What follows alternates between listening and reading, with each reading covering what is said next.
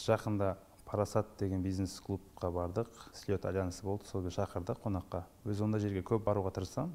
Өйткені ол орта ғой. Ана жерде Нұрлан Смағұловты мега центрдің басшысы ғой. Астана Моторс деген 30 түрлі машинаның бәрін представительдер солар әкеліп сатады. Қазақтар білетін Toyota, Lexus, BMW бәрі солардікі ғой. Мұхтар Жакишев, Досым Сатпаев, Арманжан Байтасов, Бейбіт Әлібеков жүр. Сондай кісілердің қасында жүрміз да. Енді мощный болды. Керемет сондай орта болды. Қарайсың, бәрі қарапайым. Сөйлессең бәрі без проблем сенімен сөйлеседі, суретке түседі и так далее. Сол жерде ойланып отырдым да, Аллаға сансыз шүкір деймін да. Бір жыл бұрын мен қайда едім, бір жылдан кейін мен қайдамын деп. Қандай ортаға келіп қалдым депті. Әрине қаншама еңбек, қаншама тер бар ғой, оның бәрінің артында жатқан. Бірақ Аллаға сансыз шүкір деймін да, сондай ортада жүргенімізге, сондай кісілермен сөйлесе алғанымызға, олардан және де бір полезный нәрсе алып жатырмыз да. Сонысынан қуанамыз. Сол ортаңызды әркез жақсы адамдармен, мышлениесі жақсы адамдармен толтырғаныңыз абзал болады. Сонда сіз точно өсесіз.